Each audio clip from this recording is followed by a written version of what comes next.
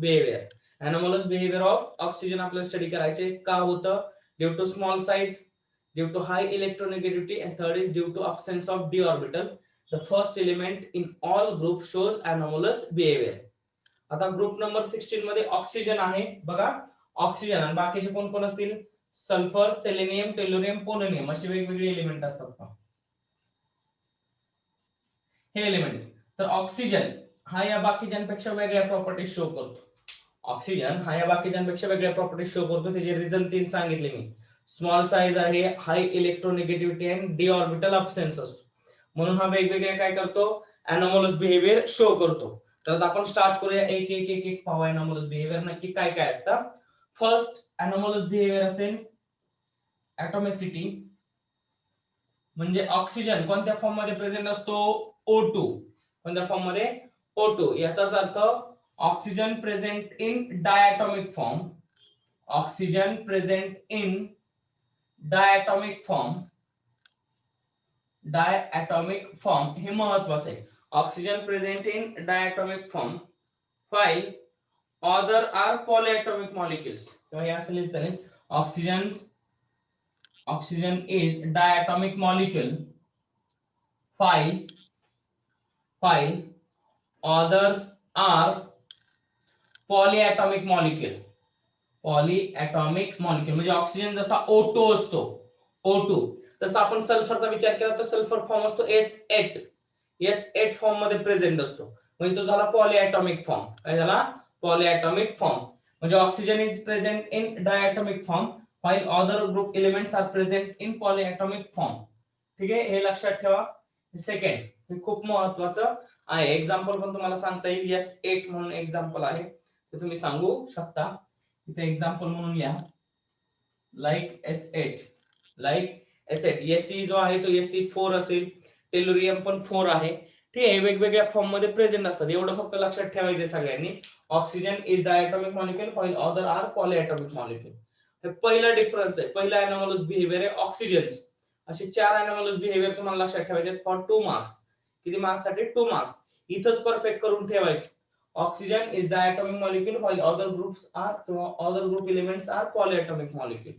Other group elements are polyatomic molecule. हे झाले first.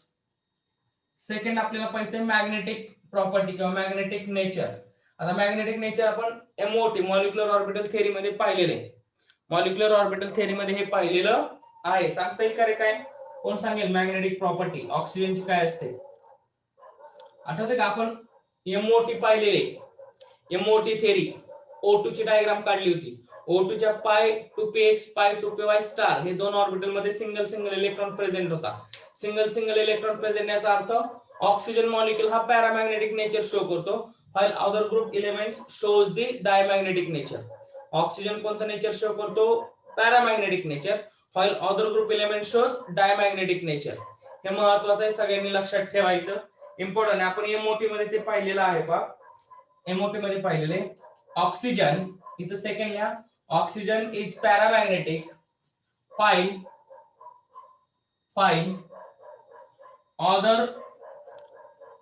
other elements are diamagnetic in nature.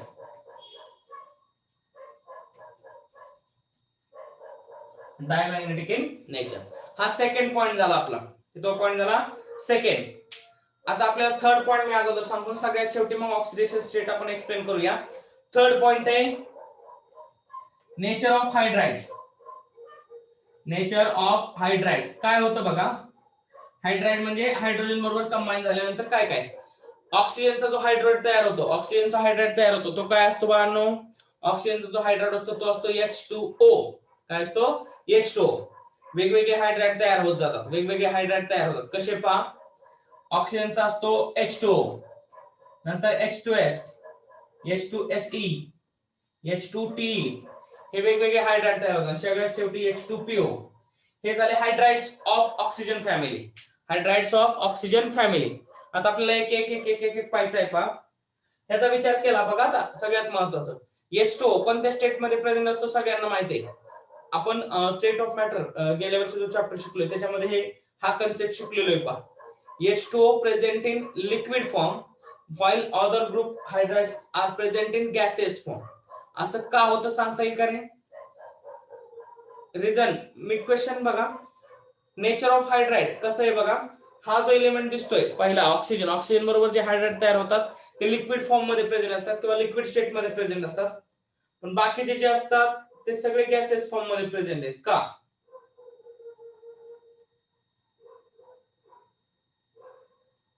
कोणी सांगू शकेल? इझी आहे पहा क्वेश्चन. H2O प्रेझेंट इन, इथं हा असेल पहा हायड्राइड्स, इथे लिहितो मी third point. Hydrides of oxygen is in liquid state at room temperature, while hydrides of other group element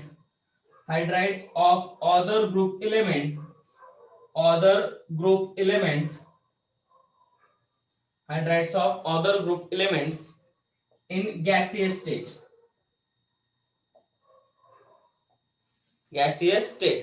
का असं होतं कोणी सांगू शकेल का? सिंपल आहे पहा. रिझन एखादं तरी आठवू द्या. गेल्या वर्षी आपण हे शिकलेलो आहे ऑलरेडी.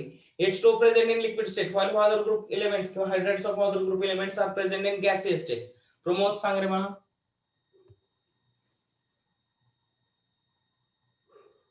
प्रमोद.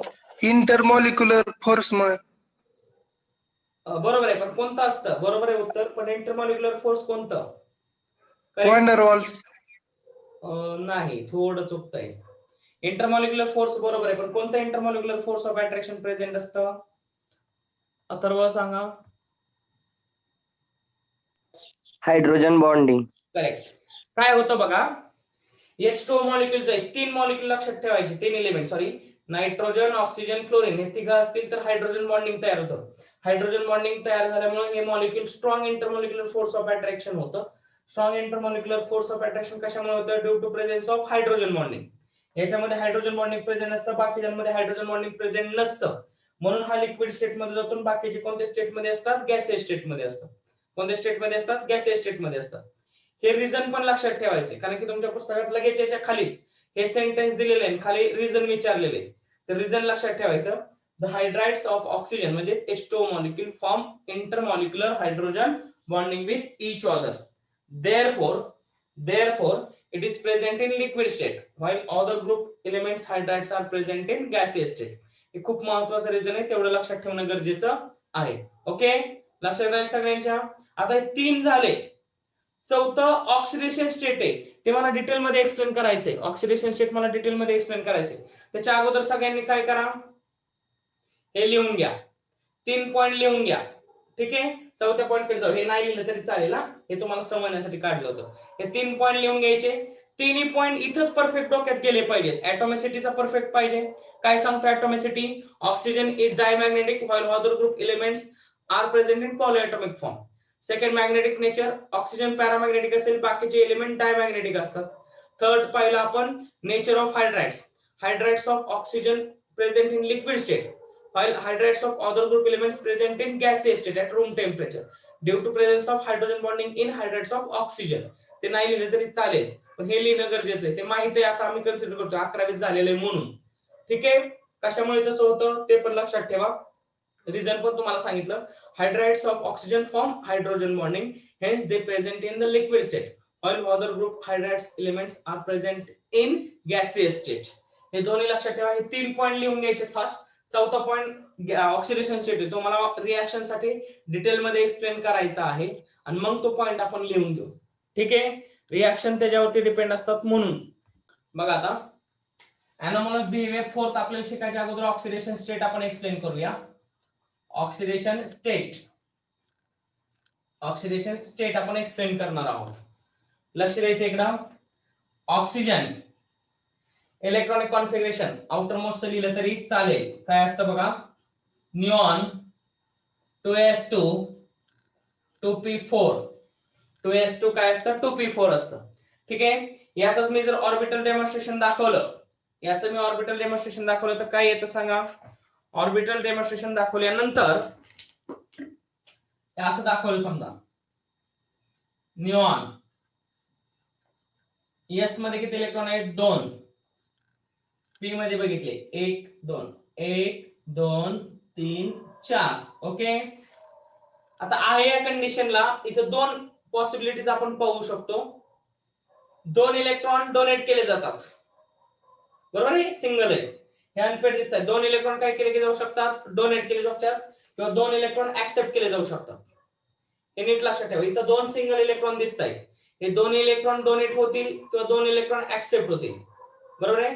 2p नंतर 2d प्रेझेंट नसतो, 2p नंतर 2d ऑर्बिटल प्रेझेंट नसतो. इथं लक्षात ठेवा d ऑर्बिटल अब्सेंट असतो. त्यामुळे असं आपण करू शकत नाही. समजा आहे या कंडिशनला जर मी विचार केला, आहे या कंडिशनला, तर इथं -2 आणि +2 ऑक्सिजनच्या 2 ऑक्सिडेशन स्टेट येत आहेत. -2 आणि +2 अशा 2 येत आहेत. कधी कधी हा -1 पण शो करतो. H2O2 मॉलिक्यूल मध्ये आपण पाहिले पहा, H2O2 मॉलिक्यूल मध्ये हा काय शो करतो, -1. काय शो करतो, -1. आता इथं 4 इलेक्ट्रॉन हा देऊ शकत नाही. 4 देऊ शकतो का, नाही. 6 देऊ शकतो का, नाही. म्हणजे हायर ऑक्सिडेशन स्टेट जे आहेत, higher oxygen higher oxidation state show करू शकत नाही. ऑक्सिजन कोणकोणते ऑक्सिडेशन स्टेट शो करतो, इकडे परत पहा. हे 2 सिंगल इलेक्ट्रॉन दिसत आहेत, हे 2 इलेक्ट्रॉन डोनेट होऊ शकतात, +2. 2 इलेक्ट्रॉन ऍक्सेप्ट होऊ शकतात, -2. याच्यातला एखादा इलेक्ट्रॉन ऍक्सेप्ट होऊ शकतो, तो झाला -1. म्हणजे H2O2 मॉलिक्यूल सारखे जर मॉलिक्यूल आले, म्हणजे ऑक्सिजन ऑक्सिजन मध्ये जर बॉन्ड आला, तर हा -1 शो करतो. तर एवढं फक्त लक्षात ठेवा की ऑक्सिजन हा मॉलिक्यूल कोणकोणते ऑक्सिडेशन स्टेट शो करतो, -2 +2 -1. का असं होतं, इथं जर d ऑर्बिटल प्रेझेंट असता d, तर इथला एक इलेक्ट्रॉन इकडे ट्रान्सफर झाला असता, मग 4 झाले असते. हा पण इकडे ट्रान्सफर झाला असता, 6 झाले असते. म्हणजे +4 +6 या पण ऑक्सिडेशन स्टेट शो केल्या असत्या. कधी, जर इथं d ऑर्बिटल असता तर. इथं करतोय का, नाही. मग आता आपण थोडंसं पुढे जाऊन पाहूया. हे झालं ऑक्सिजन बद्दल. कशाबद्दल झालं, ऑक्सिजन. मी सेकंड एलिमेंट लिहितो याचाच, सल्फर लिहिला आपण 16. सॉरी इथं हेलियम आहे बघा, निऑन 3s2 3p4 असं असेल, ठीक आहे. मग आता काय होईल बघा, 3s2 3p4 म्हणलं की ऑर्बिटल डेमॉन्स्ट्रेशन करा. 3p नंतर 3d प्रेझेंट असतो, म्हणजे ऑक्सिजनच्या खालचे जेवढे काही एलिमेंट आहेत, सल्फर झाला, सेलेनियम, टेल्युरियम, पोलोनियम, या सगळ्यांमध्ये d ऑर्बिटल प्रेझेंट असणार आहे. इथं d ऑर्बिटल प्रेझेंट आहे का, नाही. म्हणजे अगोदरच तुम्हाला सांगितलेलं आहे की anomalous behavior of oxygen is formed due to absence of d orbital.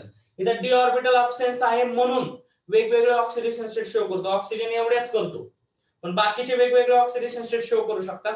बघा आता मी इथं ऑर्बिटल डेमॉन्स्ट्रेशन तुम्हाला दाखवतो. निऑन 3s2 3p4 आहे. यस, किती इलेक्ट्रॉन येतील, 2. p मध्ये किती येतील, इथं 4. 1 2 3 4. ओके, किती येतील, 4. ठीक आहे, एक मिनिट व्यवस्थित काढूया आपण.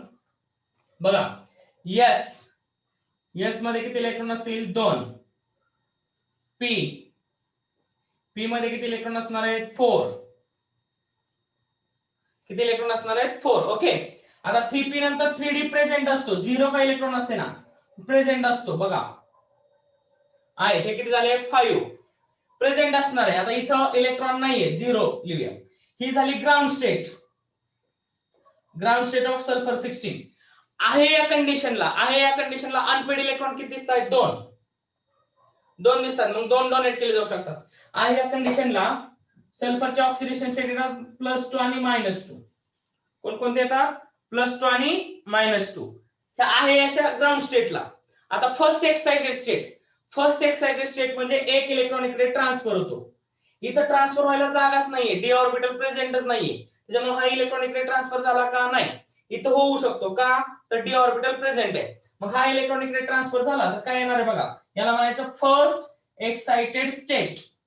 ES म्हणजे एक्साइटेड स्टेट, GS म्हणजे ग्राउंड स्टेट. ओके, सल्फर 16 ची. निऑन आहे असं. आता काय होणार आहे सांगा, हे आहे असं. इथला एक इलेक्ट्रॉन कुठे ट्रान्सफर झाला, पुढे 1 2 3. p मध्ये 3च राहतील. d मध्ये किती होतील, आता d मध्ये एक इलेक्ट्रॉन ट्रान्सफर होईल. आता ह्या कंडिशनला किती अनपेड इलेक्ट्रॉन आहेत, 4. 1 2 3 4 इलेक्ट्रॉन इज अनपेड. म्हणजे इथे किती इलेक्ट्रॉन डोनेट होऊ शकतात 4 electron. Hence it has +4 oxidation state. किती येऊ शकते याची +4. इथंच ऑक्सिडेशन स्टेट थांबत नाही, अजून पुढे जाते बघा. हा इलेक्ट्रॉन पण इकडे ट्रान्सफर होऊ शकतो, जागा आहे शिल्लक, जाऊ शकतो. मग अजून याला म्हणायचं सेकंड एक्साइटेड स्टेट. सल्फर सगळेच, सल्फर पासून पुढचे सगळेच. निऑन इथं आता किती इलेक्ट्रॉन राहील एकच. पी मध्ये 1 2 3 राहतील. पी मध्ये किती राहतील 3.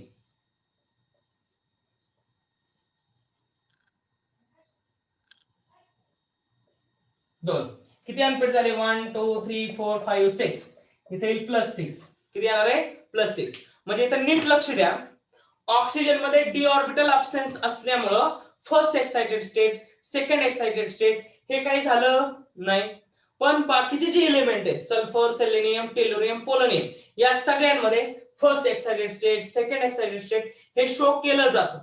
म्हणजे ऑक्सिजनची जर ऑक्सिडेशन स्टेट आपण पाहायचं म्हणलं त्याच्या ह्या 3 येतील -2 +2 आणि -1. But other group element shows +2 -2 +4 +6. This higher oxidation state due to presence of d orbital it shows higher oxidation state, and due to absence of d orbital oxygen shows limited oxidation state. म्हणजे हा खूप मोठा फरक आहे दोघांमध्ये, हा खूप मोठा फरक आहे. हे आता ऑक्सिडेशन स्टेट मी अगोदर एक्सप्लेन केलं आणि मग आता आपण एनामोलस बिहेवियरचा पॉइंट लिहिणार आहे. तुम्ही आता काय करायचंय पहा,